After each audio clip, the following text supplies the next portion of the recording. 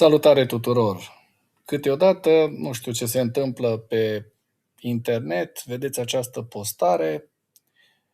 Cei de la Facebook m-au anunțat că au șters o postare de-a mea, dintr-un foarte mare grup. A fost distribuită în Ukraine News, Slava Ucrainii, avea deja peste 150.000 de vizualizări, peste 4.000 de like-uri. Și am fost curios să văd și eu motivul pentru care s-a întâmplat acest lucru. Motivul by Facebook spune așa: bullying-ul și hărțuirea. Nu le permitem utilizatorilor să amenințe sau să hărțuiască alte persoane sau să le vizeze cu un conținut sau mesaje care le umilesc sau le înjosesc. Iată pe cine am umilit și am înjosit eu, oameni buni: pe Vladimir Putin. Da? De exemplu, spun cei de la Facebook, distribuirea de descrieri sau fotografii pentru a umili sau înjosi pe cineva. Distribuirea de informații personale pentru a hărțui sau șantaja pe cineva. Țintirea cuiva cu amenințări. Dar care era de fapt această postare care mi-a fost ștearsă de către cei de la Facebook?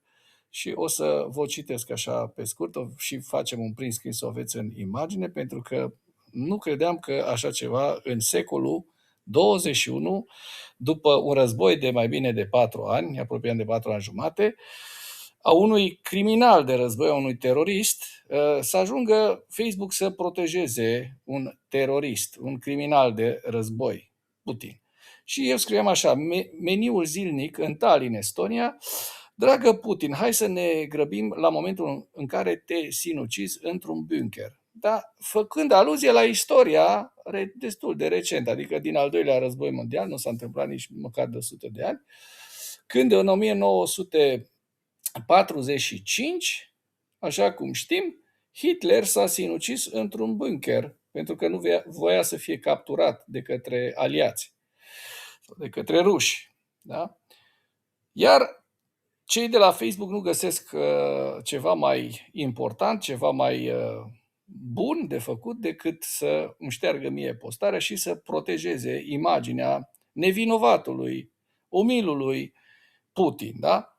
N-au luptă cu boții, cu trolii, n-au luptă pe acolo cu conturile false, au de luptă cu cei care iau la mișto un regim criminal. Dar nu despre asta este vorba în materialul de astăzi. Astăzi vorbim despre mai multe subiecte. Iată, eforturile Ucrainei de a forța Rusia spre pace continuă, a declarat șeful biroului prezidențial Kirilo Budanov. Acesta a susținut că, deși ambele părți încă câștigă și pierd teren, războiul este de mult timp într-un impas strategic pentru Rusia. De asemenea, avem o informație foarte interesantă. Regimentul 413 de Rai din Ucraina a declarat că atacul terminalului maritim Taman, lângă Volna, în regiunea Krasnodar din Rusia, pe 30 iulie, împreună cu Centrul 1 separat de sisteme fără pilot și SBU, au reușit să distrugă 12 rezervoare de stocare, fiecare cu o capacitate de 5.000 de tone. Asta este o veste foarte, foarte bună. Și vedem în această imagine, în ciuda prezenței masive a grupurilor mobile de apărare aeriană rusești, dronele ucrainene continuă să atace logistica rusească în sud și est.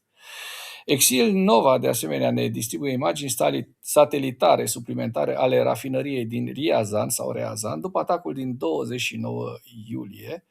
Le vedeți în aceste imagini, cu explicația că analiza sa arată că ambele unități AVT cheie au suferit pagube extinse prin incendieri, ceea ce face dificilă determinarea pagubelor care au rezultat în urma celui mai recent atac.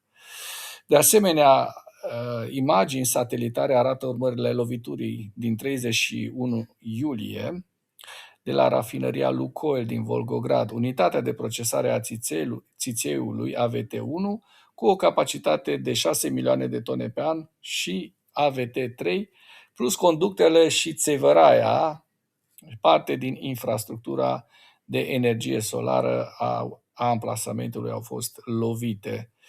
Iată, centrul logistic Walberis de regiunea Vladimir arde pe o suprafață de 100.000 de metri pătrați, adică pe 10 hectare, a declarat guvernatorul rus din Vladimir. Un elicopter rusesc Mi-8 și echipajele de urgență din regiunile Ivanovo și Moscova au fost desfășurate pentru a stinge incendiul. Centrul logistic Wildberries din regiunea Vladimir are o suprafață de 100.000 de metri pătrați, adică pe 10 hectare, a declarat guvernatorul rus.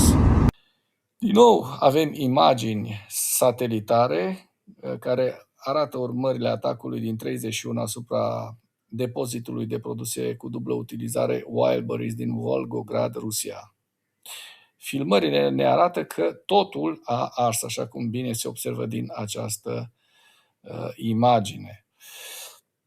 Avem niște știri foarte, foarte interesante furnizate de Magyar Brody, de șeful unității SBU, păsări ucrainene, care ne spune că comutatorul din Crimea face ravagii în sud. SBU a lovit 13 centrale electrice rusești.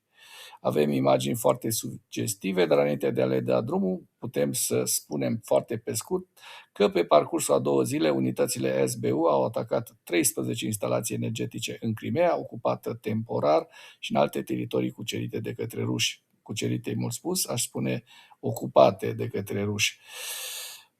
Anunțul a fost făcut de către comandantul forțelor sistemelor fără pilot ale armatei ucrainene, majorul Robert Brody.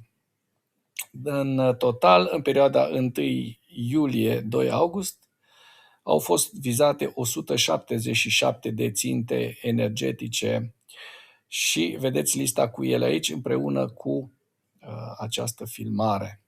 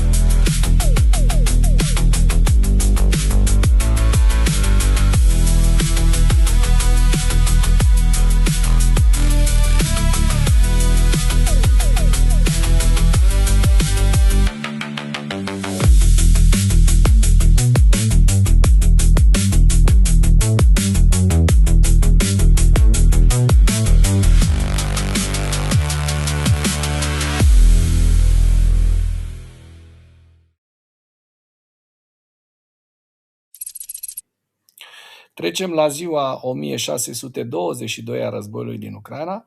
În ultimele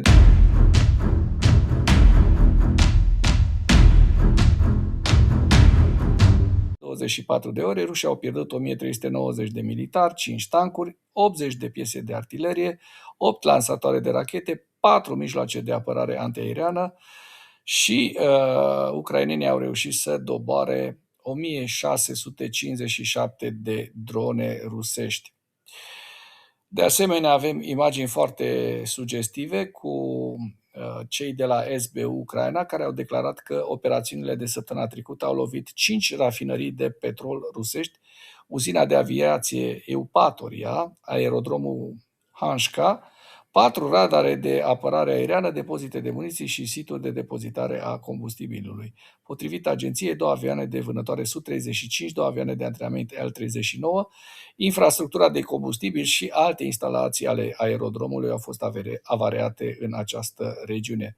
SBU a spus de asemenea că au fost atacuri asupra infrastructurii portoare Taman și asupra mai multor depozite logistice și de muniții. Iată, un alt centru de distribuție Wildberries este înflăcărit după un atac cu drone ucrainene FP-1 în regiunea Vladimir. Complexul de 171.900 de metri pătrați, deci desfășurat pe mai bine de 17 hectare, era unul dintre cele mai mari centre logistice ale companiei. Și vedem în aceste imagini care sunt loviturile de amploare ale ucrainenilor realizate în această zonă. De asemenea, avem imagini foarte sugestive pe care le-am primit de la forțele sistemelor automate ale Ucrainei, care au declarat că atacurile din timpul nopții au lovit încă 10 ținte de infrastructură energetică în teritoriul ocupat.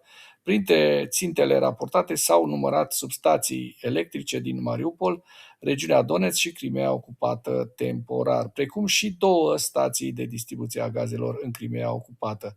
Potrivit forțelor ucrainene, campania lor în curs de desfășurare a lovit în total 187 de ținte de infrastructură energetică pe teritoriul ucrainean ocupat de la 1 iulie până în acest moment.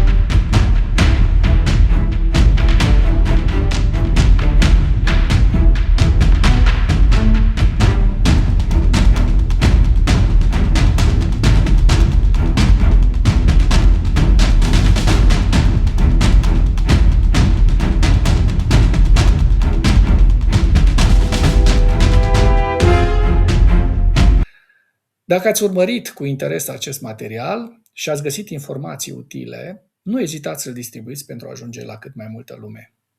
Mulțumesc mult!